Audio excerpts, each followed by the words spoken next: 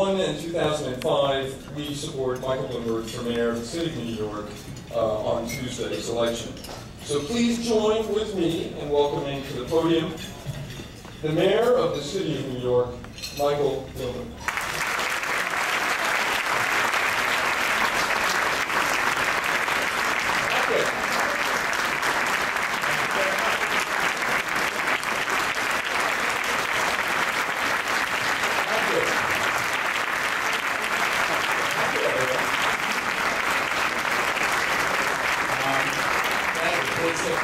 I tell my mother every day, and she always says, "So what'd you do yesterday?" And I tell her, and then she said, "Well, did they like you?" So I can say, "Yes, mother, I got a standing ovation. You have made an almost 101-year-old woman very happy. I just want you to know." Anyways, Peter, thank you so much for your support in this race. It's a very exciting time for our city. As you all know, there's only a week to go, and it's bound to be closer than people think. But tonight I do want to make a prediction about the margin of victory.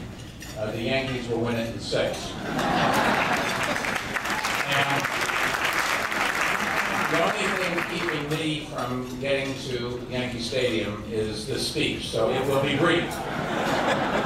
I have Mayor Nutter from Philadelphia as my guest. I sent Diana up to sit with him so he wouldn't feel lonely or have anybody throw something at him. But hopefully the Yankees will do well. It's great for the city, and the only thing I can say to you Mets fans is, look, the Yankees are better than Philadelphia, right?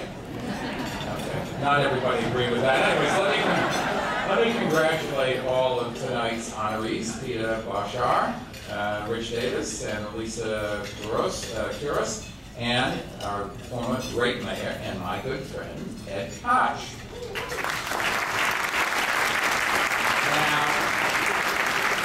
The Citizens Union wisely endorsed Ed Koch in his first 3 campaigns for mayor, and Ed rewarded all of us by making this city a much better place.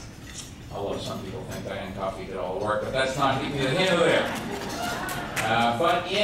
This is going to shock those of you who are younger than me. In 1989, Democratic primary, Citizens Union endorsed not Ed Koch, and not David Dinkins, who I just saw at the last event, but Richard Ravish. Ed, I hope you managed to forgive them.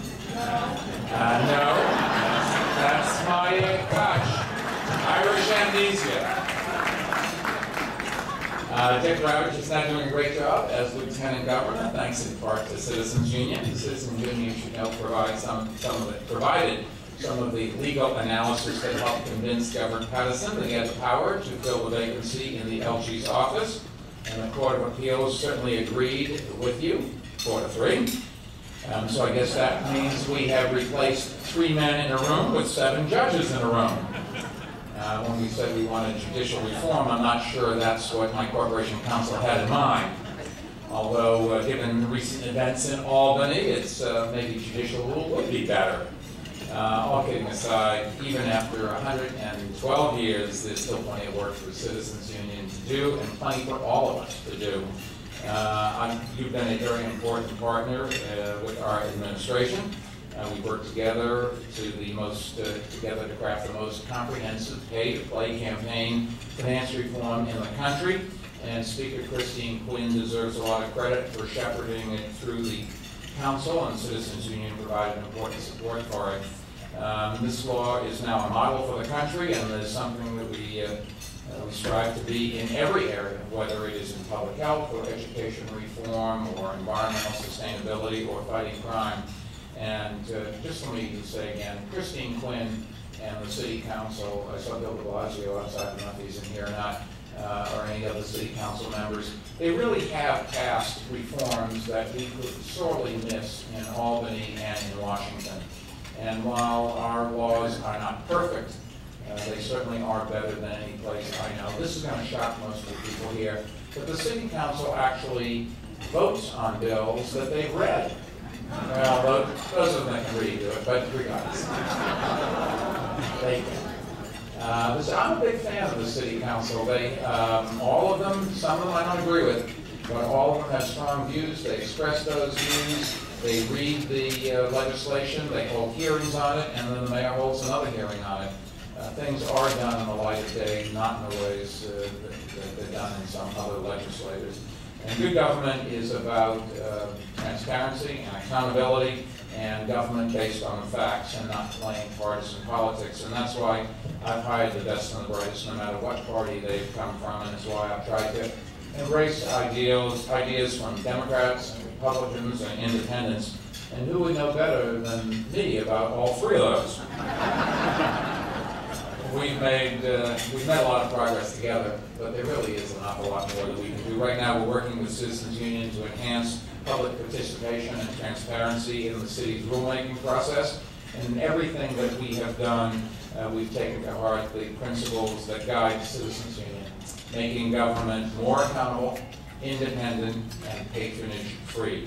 And that's how we've cut crime by 35% and turned around a broken school system and begun cutting the city's carbon footprint.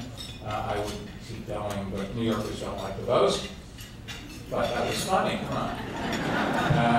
And as Peter pointed out, we may not agree on every single issue, but hey, number one, it's New York, and number two, the Citizens Union has a right to be wrong occasionally. I think that's democracy. As Ed Koch says, if you agree with me on 9 of 12 issues, vote for me. If you agree with me on 12 out of 12 issues, see a psychiatrist. So I just wanted to say thank you for your support and for your help. We really can keep this city moving forward and keep making the greatest city in the world even greater. So on Tuesday, even if you don't vote for me, what happened in the Democratic primary and then in the runoff really was sad. A very small percentage of the people who have the right to vote exercise their franchise. And we have young men and women around this world fighting and sometimes dying to protect our right to pick the government that we want. And when people don't exercise that right, somehow or other seems to, maybe we're wasting our efforts sometimes. They're not going to walk away from it, but it is sad. So Tuesday, bring your friends and families to the polls. And tonight, I have 2 words for everybody. Go Yankees! Thank you.